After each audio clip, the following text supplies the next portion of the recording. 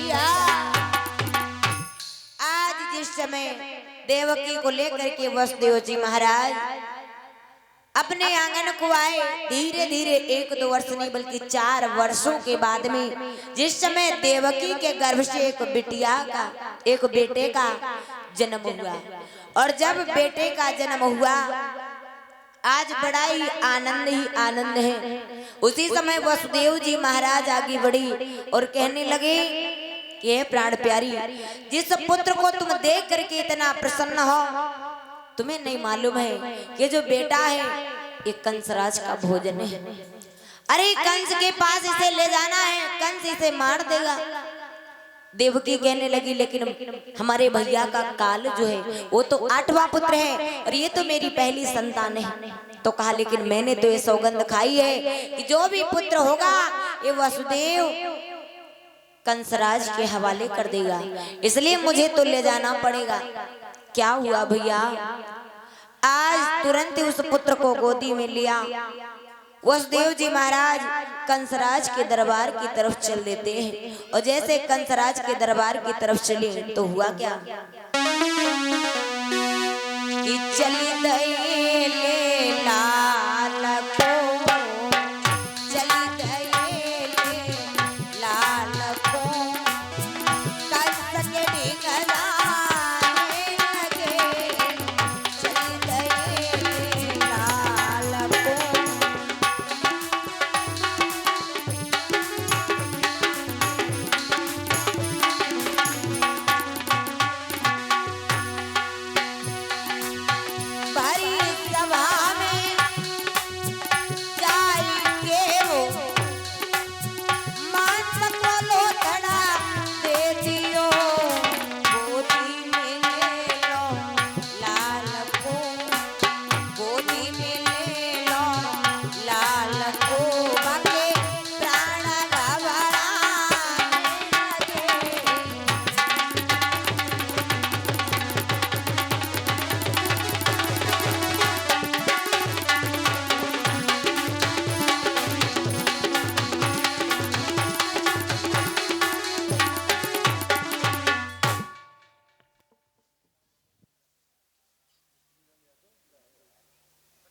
और ये हमारे मान्य सम्मानी भैया मिस्त्री लाल यादव जी हरदोई की तरफ से 501 मुद्रा भगवान के चरणों में भगवान से आशीर्वाद की कामनाएं।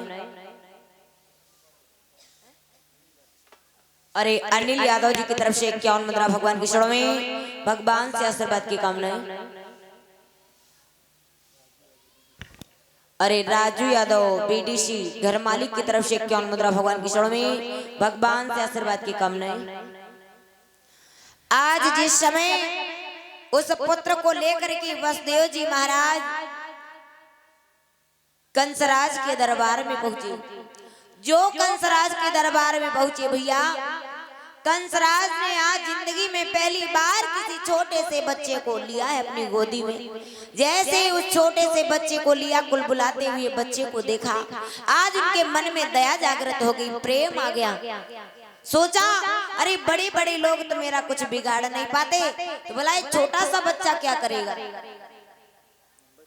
अरे सुभाष यादव घर मालिक की तरफ से 101 मुद्रा भगवान के चरणों में भगवान से आशीर्वाद की कामनाएं।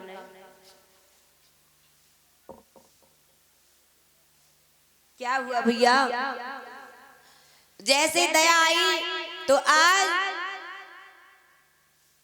कंसराज ने उस छोटे से बच्चे को वसुदेव को फिर से वापस कर दिया और कहा इस बच्चे को ले जाओ, याद रखना जैसे ही 8वां पुत्र हो वो लेकर के चले आना, क्योंकि वो मेरा काल है और मैं मरना नहीं चाहता। तो कहा बिल्कुल, आज उस पुत्र को लेकर के चले हैं भैया कि अरे वसुदेव उतगर में आए,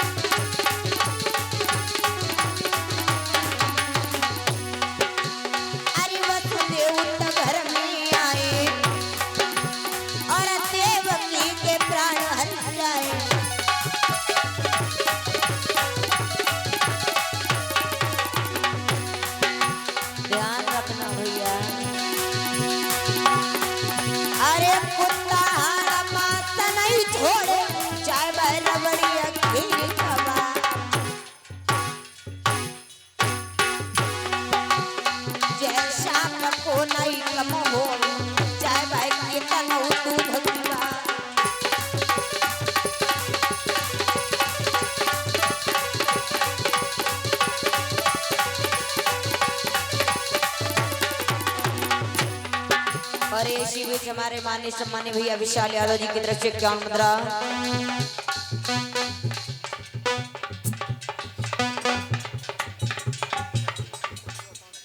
अरे हमारे भैया श्यामू भैया चेतन प्रवाह की तरफ से 501 मुद्रा भगवान के शरण में भगवान से आशीर्वाद की कामना।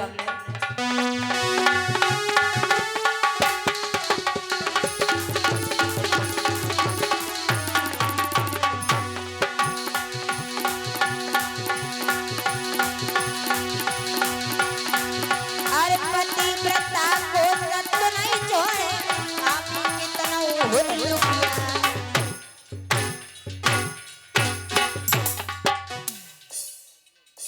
अरे राजेंद्र प्रसाद जी की तरफ से 101 मुद्रा भगवान के चरणों में।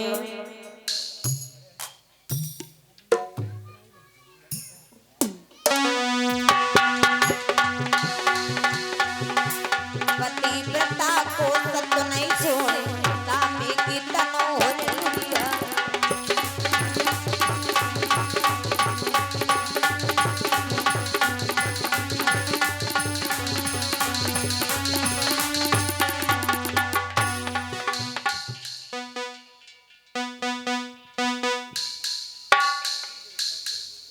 अरे मिथुन भैया जी की तरफ से 51 मुद्रा भगवान के चरणों में भगवान से आशीर्वाद की कामना।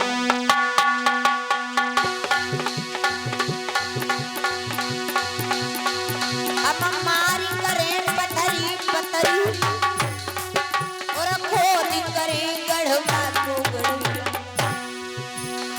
पुत्र के जीवित मात दुखिया तो पुत्र हरामी के मात बधाइया।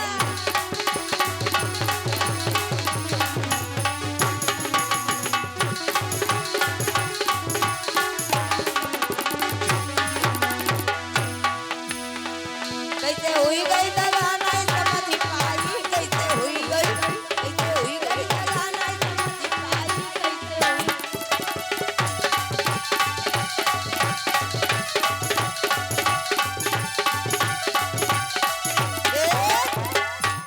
आज वसुदेव जी महाराज जिस समय पुत्र को लेकर के आए, देवकी को दिया, देवकी आज अपने भैया को लाख लाख दुआएं देने लगी।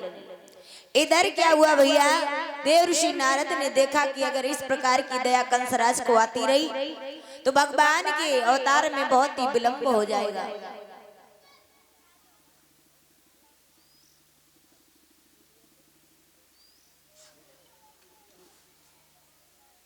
अरे अमृतलाल बिबियापुर की तरफ से 101 मुद्रा भगवान के चरणों में भगवान से आशीर्वाद की कामना।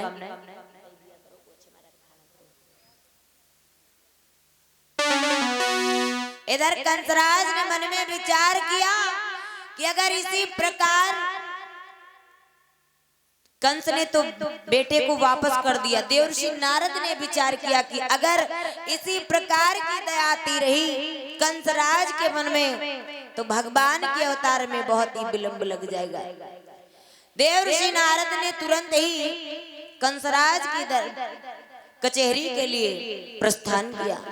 जैसे दरबार में पहुंचे आज देवर्षि नारद बाबा, कंस वैसे जो था वो संत महात्माओं से, ऋषियों से, मुनियों से बड़ी नफरत रखता था, लेकिन देवर्षि नारद बाबा से बड़ा लगाव था।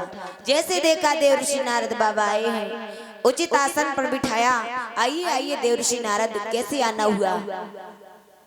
देवर्षि नारद बाबा ने कहा बस ऐसे घूमते घूमते टहलते चले आए। अरे आप इतना उदास क्यों हैं? कंस कहने लगा कोई बात नहीं। तो कहा अरे कोई बात तो है। कि नारद बोले दिन दिन तेरी क्यों दशा बिगड़ती जाती है।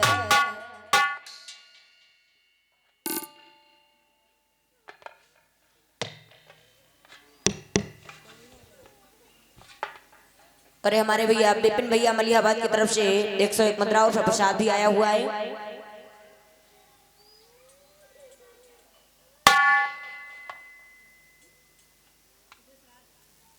और ये मान्य सम्मान्य भैया देशराज भैया जी की तरफ से 101 मुद्रा और प्रसाद भी आया हुआ है।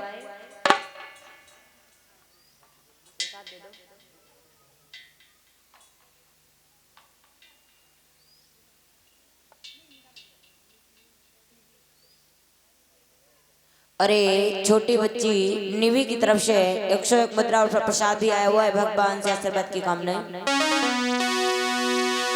कि नारद बोले दिन दिन तेरी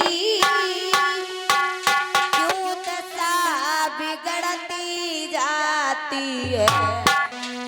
दिन है बसंत के खिलने के